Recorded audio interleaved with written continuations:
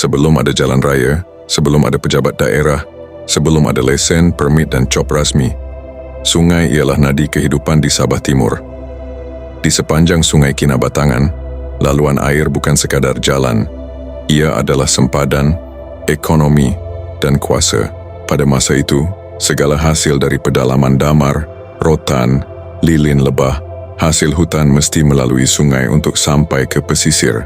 Sungai bukan milik sesiapa, tetapi ekonomi semua orang bergantung padanya. Di sinilah muncul seorang tokoh yang namanya jarang ditulis, tetapi peranannya pernah menentukan aturan hidup masyarakat sungai. Namanya Panglima Ali.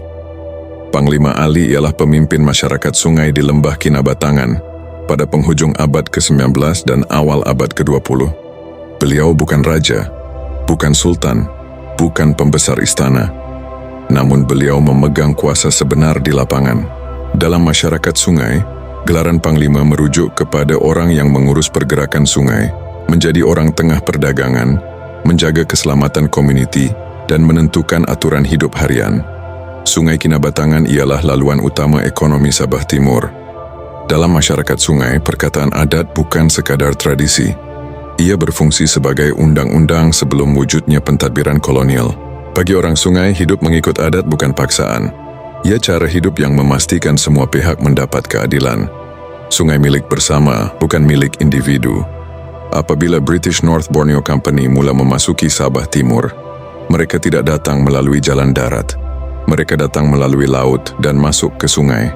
Sungai Kinabatangan menjadi laluan utama pentadbiran baharu. Kapal-kapal British berlabuh dan pegawai mereka naik bot kecil menuju ke jati-jati sungai. Di sinilah mereka mula membina pos kawalan di tengah pusat perdagangan orang sungai. Dalam kemasukan awal ini, British mencari siapa yang memegang pengaruh di sungai. Nama Panglima Ali dikenal pasti, dan satu pertemuan awal berlaku, bukan sebagai rundingan, tetapi sebagai pengenalan kuasa. Tiada janji dibuat, tiada kuasa diserahkan. Bagi British, aturan tanpa dokumen dianggap tidak sah.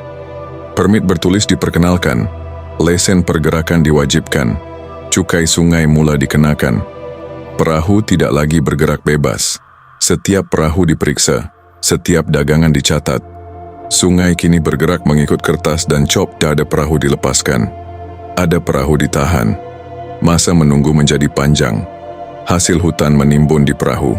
Dagangan rosak sebelum sampai ke pesisir. Orang sungai tidak melawan, tetapi mereka mula terhimpit.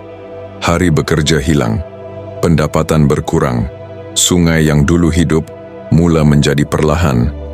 Panglima Ali menyaksikan semua ini.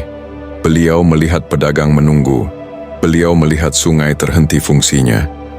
Dengan tertib dan adat, Panglima Ali datang menghadap pegawai British. Bukan untuk melawan, tetapi untuk menyatakan kebimbangan. Namun jawaban British jelas, peraturan telah ditetapkan. Ia bukan untuk dibincang tetapi untuk dilaksanakan. Kawalan tetap diteruskan, permit tetap diwajibkan, sungai terus dikawal, tanpa kompromi. Disitulah Panglima Ali sedar, adat tidak ditewaskan dengan senjata tetapi diketepikan oleh sistem. Sungai masih mengalir, tetapi kuasanya telah berubah tangan. Kisah Panglima Ali bukan kisah pemberontakan berdarah. Ia adalah kisah bagaimana satu cara hidup perlahan-lahan dipinggirkan. Dan bagaimana sungai, yang dahulu milik semua, akhirnya dikawal oleh kuasa British. Orang sungai mula hidup di bawah peraturan luar. Pergerakan yang dulu bebas kini perlu izin. Keputusan tidak lagi dibuat bersama. Panglima Ali tidak gugur di medan perang. Beliau gugur apabila adat yang dijaganya tidak lagi diiktiraf. Dan disitulah kisah Panglima Ali berakhir.